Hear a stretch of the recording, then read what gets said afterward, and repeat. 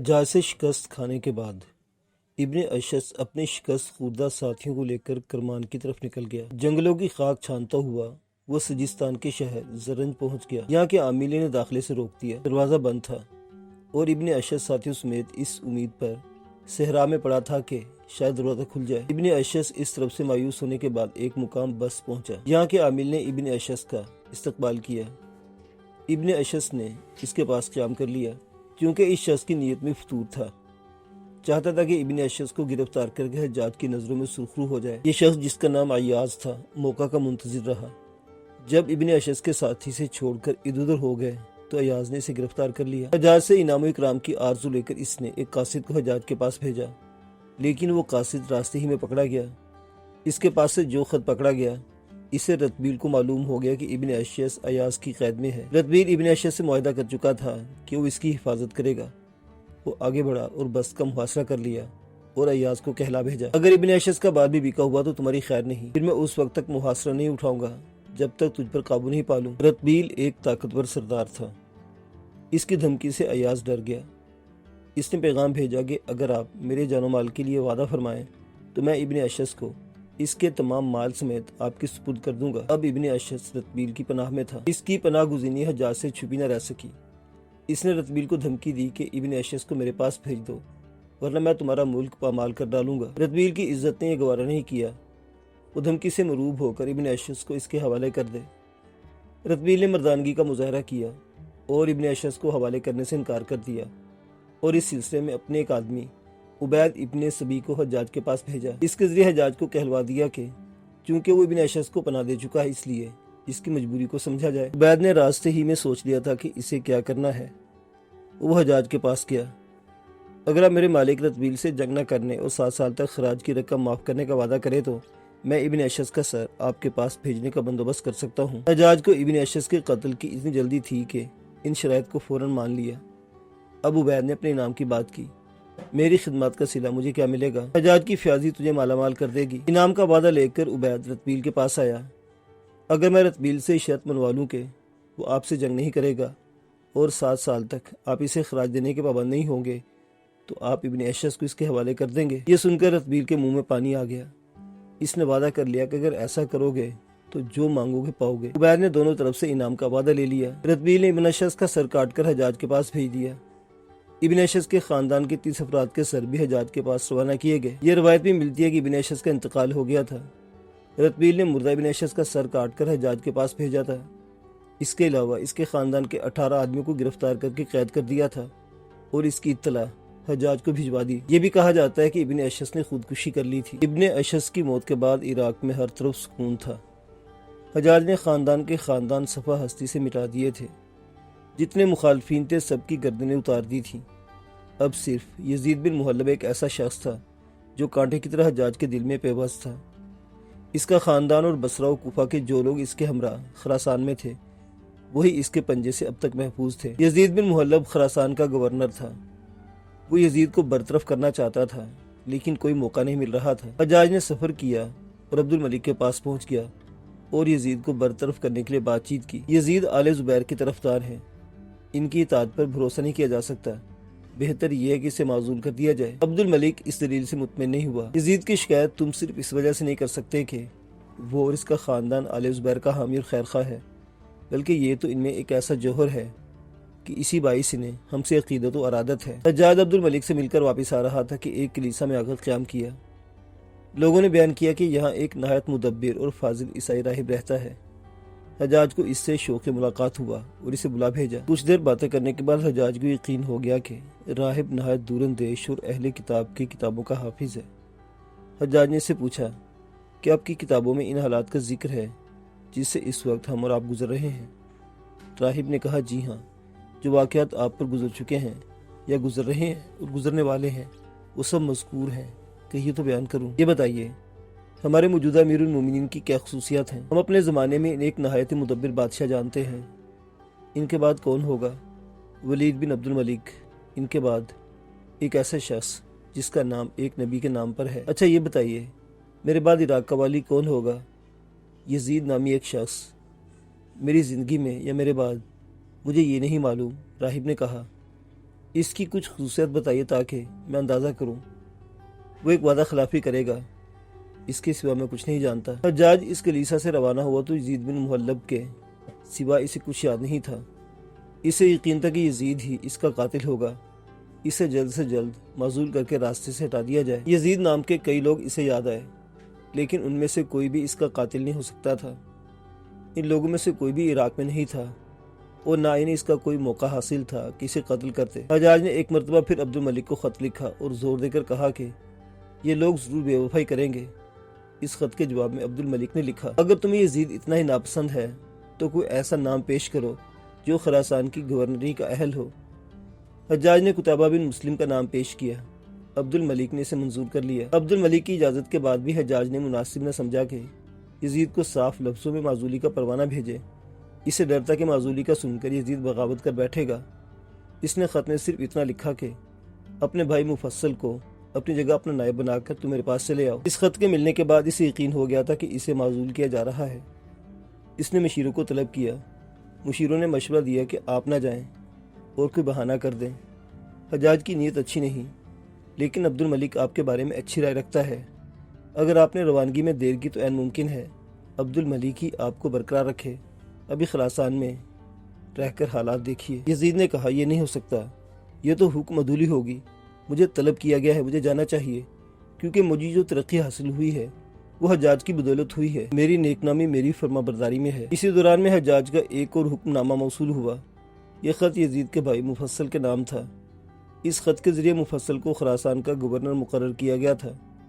مطلب یہی تھا کہ اگر یزید نہ بھی آنا چاہے تو مفصل زبردست اسے روانہ کر دے، اور واقعی یہی ہوا۔ اب مفصل نے یزید سے خود اصرار کرنا شروع کر دیا۔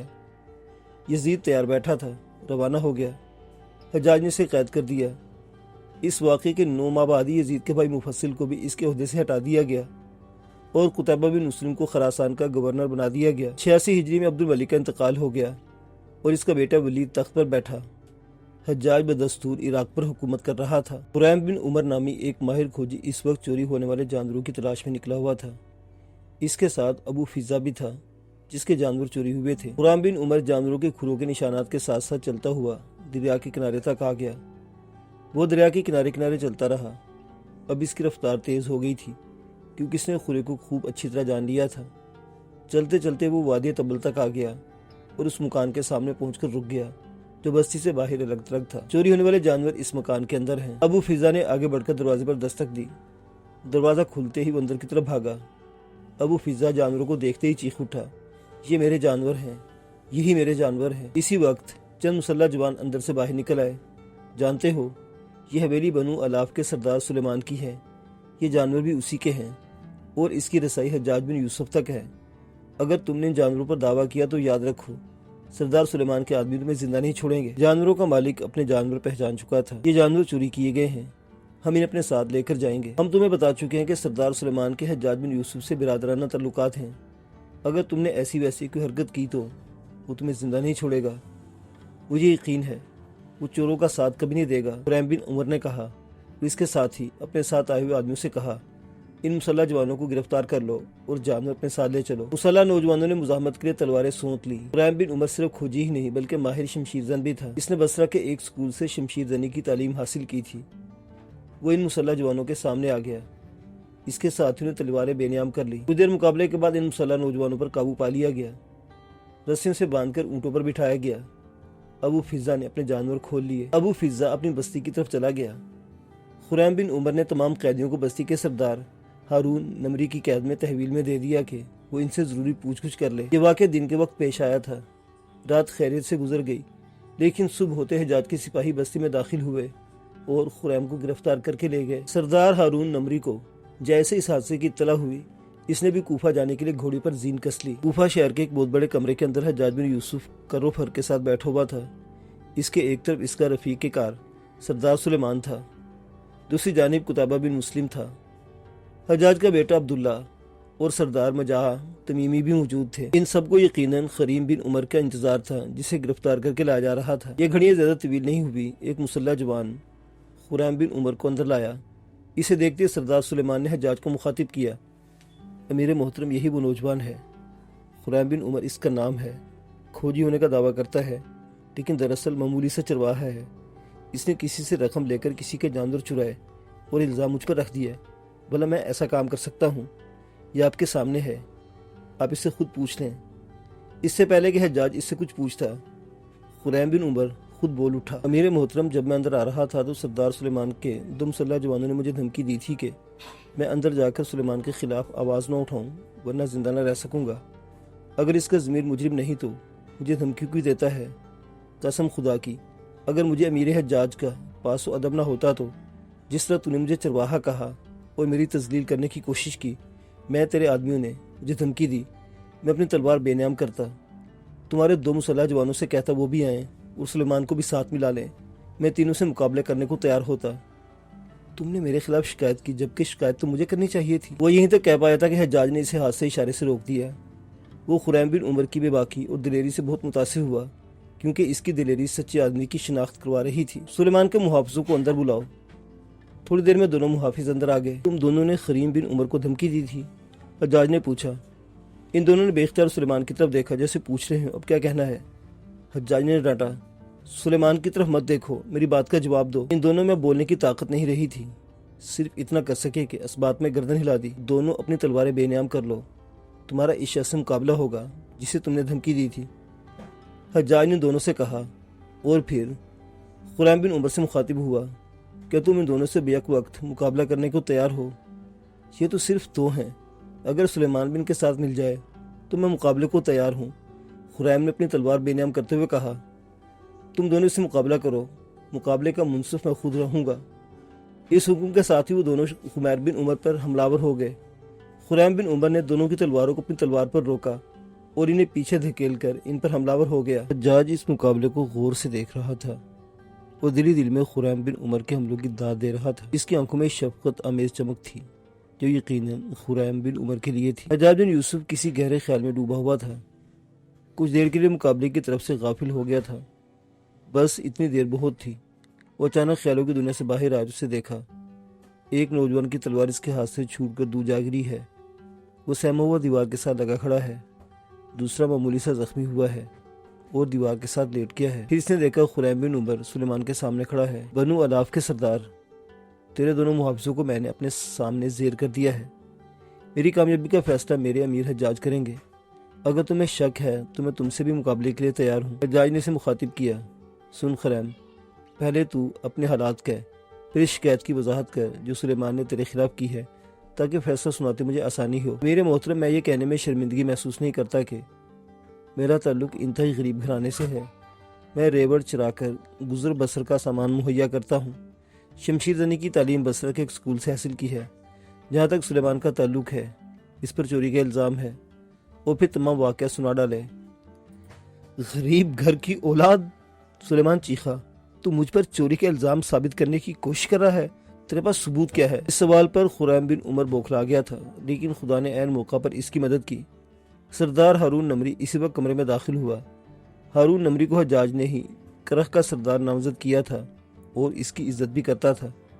اس کا آنا غیر معمولی نہیں تھا، لیکن اس کے ساتھ جو لوگ آئے تھے انہیں دیکھ کر سلیمان کا رنگ اڑ گیا۔ امیر محترم، یہ وہ لوگ ہیں جن سے جانور برآمد کیے گئے تھے۔ انہوں نے اعتراف کیا ہے کہ انہوں نے سلیمان کے کہنے پر جانور چرائے تھے۔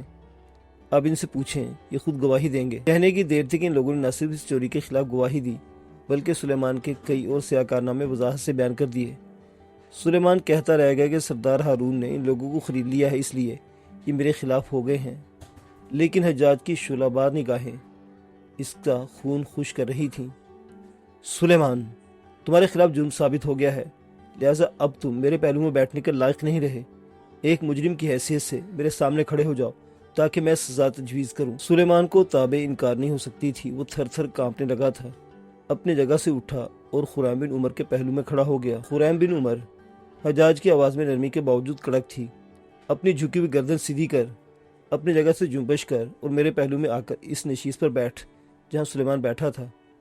تیری بہادری اور بے گناہی کا تقاضا ہے کہ میں تیرے لیے کسی عہدے کا انتخاب کروں۔ خریم بن عمر نے گردن سیدھی کی، ایک نظر سلیمان کی طرف دیکھا اور جھجکتے ہوئے نشیز پر بیٹھ گیا جہاں سے سلیمان اٹھا تھا۔ جب خریم بیٹھ چکا تو حجاج نے سلیمان سے خطاب کیا، سلیمان، یہ تیری دوسری غلطی ہے۔ پہلی غلطی تو نے اس وقت کی تھی جب سعید بن اسلم کلابی کو میں نے مکران کا حاکم مقرر کیا تھا۔ اس وقت بھی تو نے اس کے خلاف ایک سازش کی تھی، میں نے تجھے معاف کر دیا تھا۔ تیری دوسری غلطی پر بھی میں تجھے معاف کرتا ہوں، لیکن یاد رکھ آئندہ تجھ سے کوئی ایسا فعل سرزد ہوا تو میں تیری گردن کاٹ دوں گا۔ اب تو جا سکتا ہے۔ حجاج کسی کو معاف کر دے، یہ اس کی خوش قسمتی ہی کہلائی جا سکتی تھی۔ سلیمان کو معافی مل گئی تھی، یہ اس کے لیے غنیمت تھا۔ اس سے پہلے کہ حجاج کی نیت بدل جائے، اس کے آنکھوں کے سامنے سے ہٹ جانا بھی بہتر تھا۔ وہ فی الفور کمرے سے نکل گیا۔ اس کے جاتے حجاج نے ایک مرتبہ پھر خریم بن عمر کو مخاطب کیا، خدا نے تجھے ایک خاص مقصد کے تحت میرے پاس بھیجا ہے۔ میں مجاعد تمیمی کو مکران کی طرف روانہ کرنے والا تھا تاکہ یہ وہاں سعید بن اسلم کلابی کا نائب بن کر رہے۔ مجھے ایک ایسے شخص کا نام تجویز کرنا تھا جو مجاعد کے ساتھ جائے اور وہاں لشکر کی نمائندگی کے فرائض انجام دے۔